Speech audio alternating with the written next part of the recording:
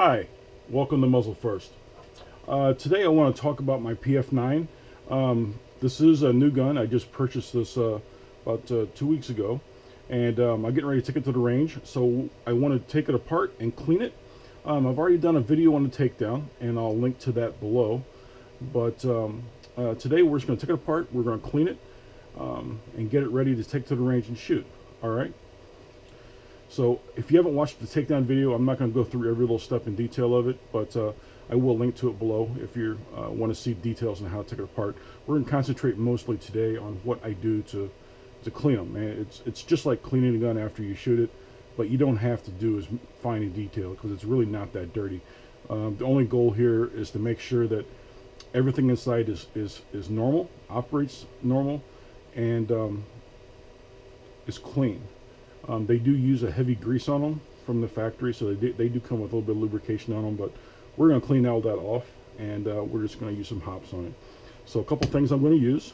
I'm just going to use Hops number 9 cleaner. I'm going to use some Hops gun oil. We just need some patches. Got some Q-tips. I use a little hobby brush. I use these for applying oil at the end, and I'll show you that. Gonna need a cleaning rod.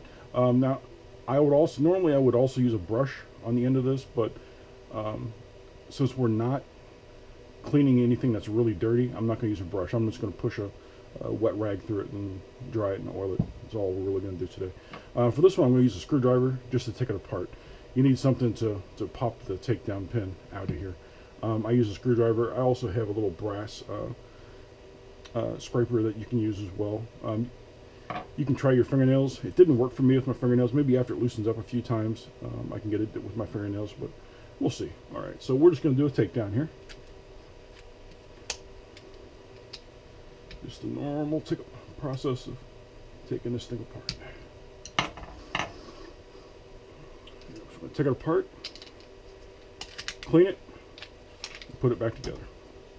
I'm going to eject the magazine. You can disassemble them with the magazine in them, but you will have to have the magazine out to put it back together. So, all right. There's not a lot of lube on this. There is a little bit. You can see it. You can see a streak on my finger right there. There is a little bit of lube on this. There's not a whole lot on it. But I am going to lube these rails. And we're going to lube the slide. I might lube the spring. We'll see. But we're definitely going to clean them and dry them.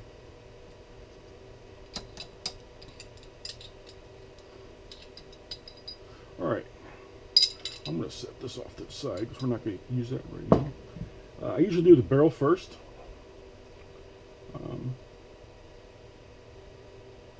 Then in a case like this where it's not that dirty, I'll use this patch to wipe down the outside with. You can do this one of two ways. You can either dip the patch, which is what I'm going to do here, or you can splash a little cleaner on the patch. Whichever you like. You probably save a little bit of cleaner if you just splash a little bit on there. So if you're a little conscientious about how much you're using, you can do that. But I do squeeze out the extra.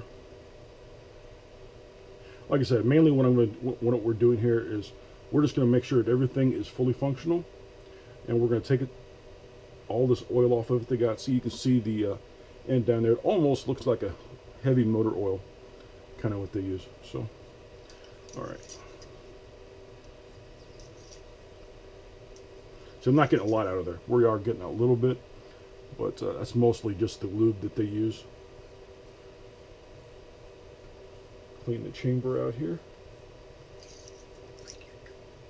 Alright. One thing I do like to do, I do like to clean the cleaning rod after every use. So when you change patches, wipe off your cleaning rod because you want to get all the dirt off there. You don't want to reintroduce the dirt into your bore. Alright, so I'm just going to take this patch and I'm going to wipe everything down with it. And this is what you would do normally if you wanted to clean it after the range. It's just going to be a lot dirtier. So while you're cleaning it, you want to make sure you inspect it. You want to make sure that there's no marks that shouldn't be there. Make sure that you're not seeing a lot of wear. Of course, this one's new, so we're not going to see any wear on it. Feeder wrap's actually pretty slick. I don't know that they polished it from the factory, but it is pretty smooth. I will give them that. Alright. Once again, just going to wipe everything down.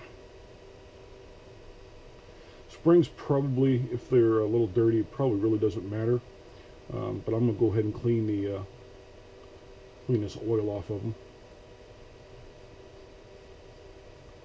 Because they are going to have a little bit of oil on them from the factory. You know, these things sit in warehouses and they sit in the shelves, and even when they get to the dealer, you know, they anticipate them sitting for a while, so they put a little oil on them to protect them. You can see what's coming out of there. That's just from the spring.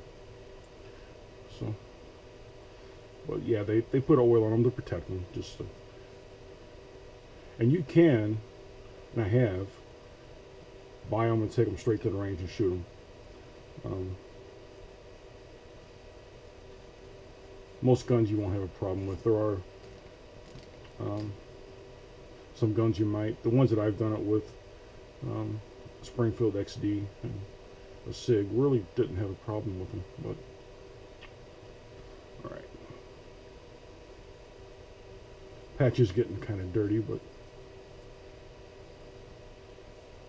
should be okay. We're just going to wipe it down here. When you clean them normally, this is a spot that you would want to pay a lot of attention to. At the bottom of the slide, you want to look for abnormal wear. And the same thing with the guide rod. You want to make sure your guide rod is not getting a lot of pings in it or a lot of gashes, heavy deep creases or something. All right, I'm going to use a Q-tip on this.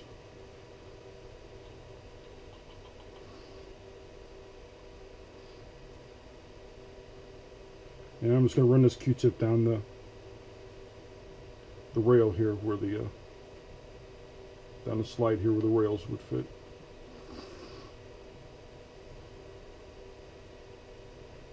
And then I'm going to clean the side here where the barrel goes through. And then here where the springs ride. Alright. Looks pretty good actually.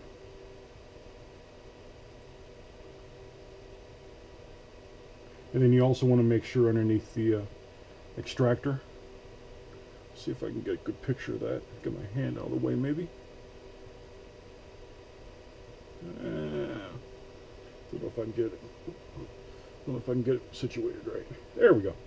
You see a little extractor right here on the inside in there. You want to make sure that that is clear underneath that, because you don't want any problems with it leaving rounds in the chamber. All right. So now we're just going to dry everything off. And this is what you would normally do if you were coming back from the range and cleaning it also. You're just going to wash it down, wipe everything down, dry it off. And then we're going to put some oil in a few places and put her back together. And that's about all there is to it. It's really not that difficult. I do encourage you to clean your guns every time you shoot them. You don't necessarily have to clean them immediately, you know, and I don't. There's a lot of times I'll come home from the range and I got other things I need to do, you know, and I'll do that. Then I'll get around to cleaning them later or that evening, you know, next day, Sunday or something, while I'm listening to one of my programs.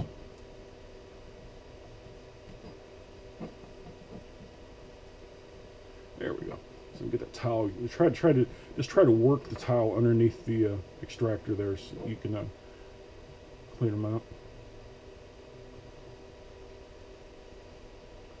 All right. Let's dry this out here. A little bit of fuzz in there. It's the problem with Q-tips. They do leave a little fuzz. You can use a little brush if you want. You don't have to use Q-tips. You can use a little brush or something. Q-tips are cheap and they do work, but they leave fuzz. It's the one downside to them. These are just generic Q-tips. These are not name brand. Name brand ones do the same thing. They all come apart. They're just a little piece of cotton on the end of there. So, Alright.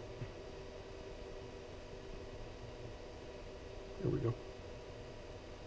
That was pretty good, actually.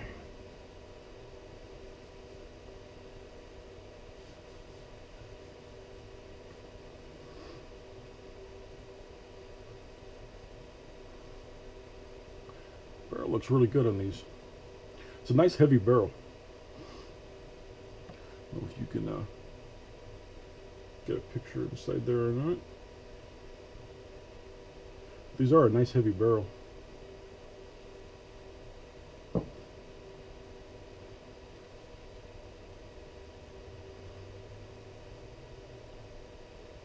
The springs, not necessarily a critical, but I'm going to go ahead and dry them off anyway. You can re-oil them if you want. It's probably not a bad idea to have a little bit of oil on them. Like I said, if nothing else, just protect them from rust. But as long as they're kept in a cool, dry place, your guns really shouldn't have a big problem rusting. But if you're concealed carrying it, then you introduce it to all kinds of different environments that guns just normally won't see.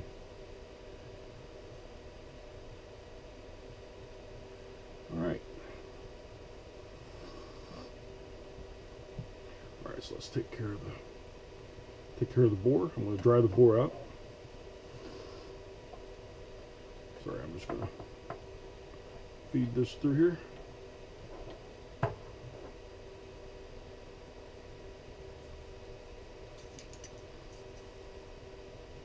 Oh yeah.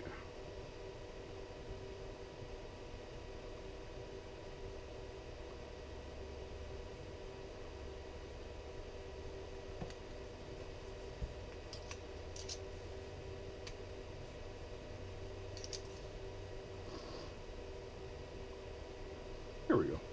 And it looks like maybe it was test fired or something, but anyway, after I shoot it, I'll take the brush to it and we'll get anything in it or that might be in there that we don't want. Alright, we can put the hops away. And like I said, this is just the initial cleaning, so I'm not doing a real detailed job on it. Mainly right now, we're just going to make sure that it is clean. It's got fresh oil on it, and not the motor oil stuff that came from the factory. Calling it motor oil, I know it's probably not motor oil. It's some kind of a grease, but the consistency is about that of motor oil.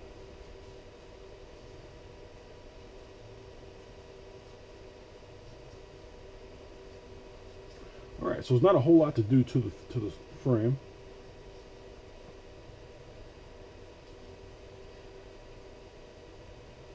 Really, the slides are the only thing I'm going to really concentrate on, and the mag well.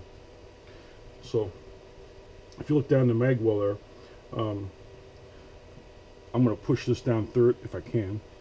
I'll go this way.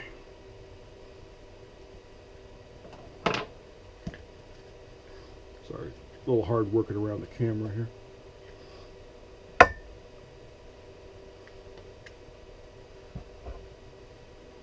And after you shoot them, you will pick up a little bit of powder debris out of the magazine well.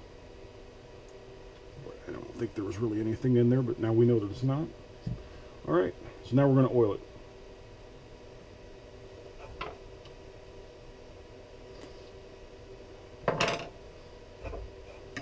Okay. Sorry, I think I just bumped the camera.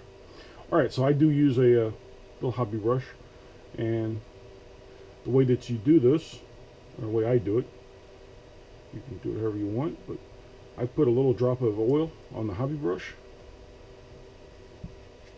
and I'm just going to go right down these rails, right down the rail on here on the slide. These guide rails here on the slide. Right, and the goal is to put a little bit of oil, and you don't need a lot. You just want just a light coat of oil anywhere that there's going to be contact with the slide. That's all we're looking for, just a light coat of oil anywhere there's going to be contact with the slide.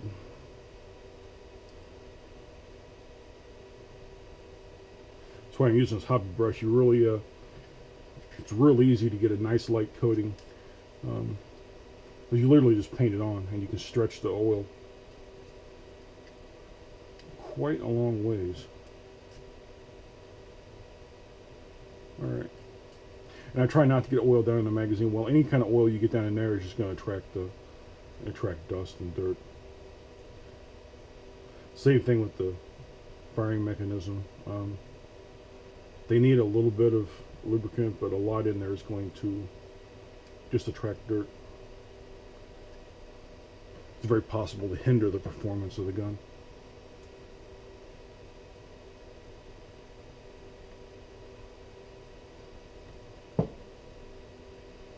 Alright, I'm going to do the same thing here on the slide. Put a light coat of oil down the edge here where it's going to connect with the frame rails.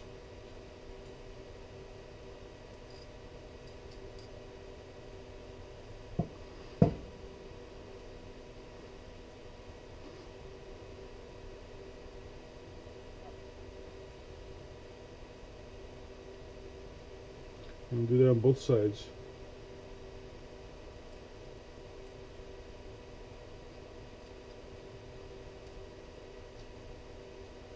And the other thing I'm going to put oil on is pretty much anywhere that you have contact with either the barrel, the springs, the frame, anything that has contact in here, you want to put a little bit of oil there. You don't, like I said before, you don't need a lot, you just need a little bit. And that's where a hobby brush really, this method here really, it just works. That's why I do it. So easy to get such a light coat in here. You can also use the Q-tips. Q-tips work very well for this as well. There we go. I'm just going to put a very, very light coat on the inside here.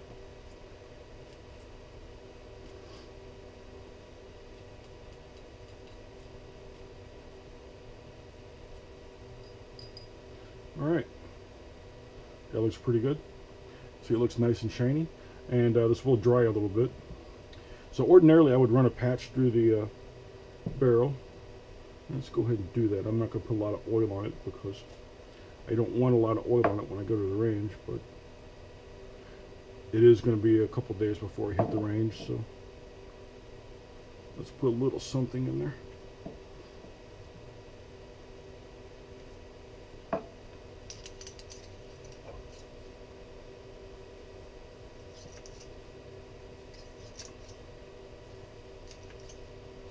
Alright, and you can see that you end up with just a real light shiny coat of oil in there. I'm not going for a heavy coat of oil. I just want something light to protect it, that's all.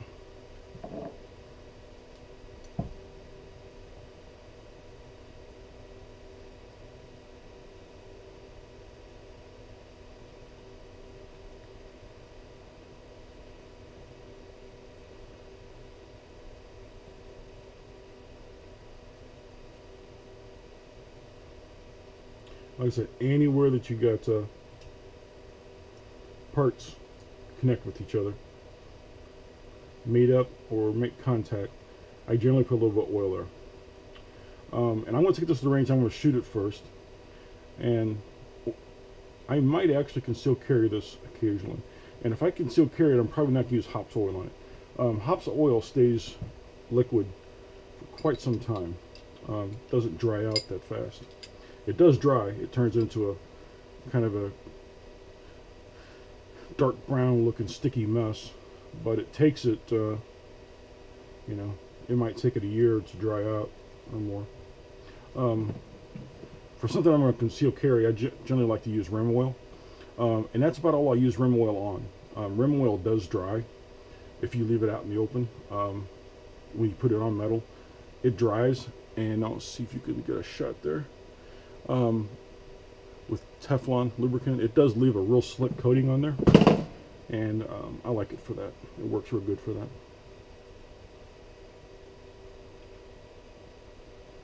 But by the time you put the gun back together, it's you don't have to worry so much about it oil running all over the place. All right, and that's about all I'm going to do to it. let's just put it back together. Alright, guide rod and the springs. See if I can do this without knocking the camera over. How about that?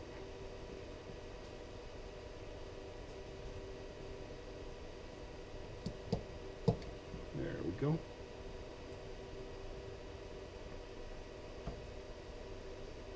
Slide does give me a little bit of fits on this one. A couple of times I've disassembled it, so let's see how it goes today. Of course it's on camera, so I'm sure it'll give me problems.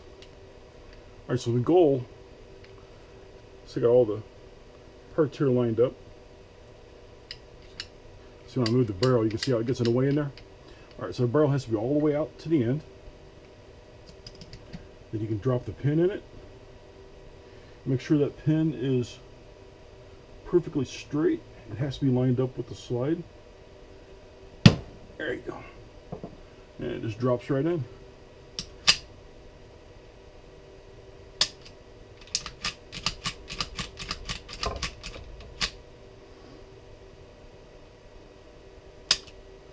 Alright. That's about all there is to it. I'm going to wipe off all this extra grease. I'm sorry, all this oil. It's not grease, it's oil. And I'm going to put it back away for a couple days. And I'm going to take this to the range, and I'll give you a range report. I'll let you know what I think about it after I shoot it. I'll let you know how it shoots. I'll see if I can show you the target. I usually bring my targets back with me, so I'll let you know if I have any failures to feed, failures to extract, anything like that. I'll let you know. Those are important things for me. So as long as it does that, I might work this into my rotation. There are definitely there's a definite need for a 9mm that size. I mean, this is a really slim gun, but it fits your hand really good. That's the thing. Is with the magazine in here, you can't quite get that pinky finger on there, but you get a good enough grip on this that you can really really hang on to it. So looking forward to getting to the range and shooting it. Anyway, this is Muzzle First. You can visit our website at www.muzzlefirst.com, or you can send me an email at muzzlefirst@gmail.com. You can follow me on Twitter if you like. Thanks for watching the video. If you like what you saw, please subscribe, and talk to you later. Thank you.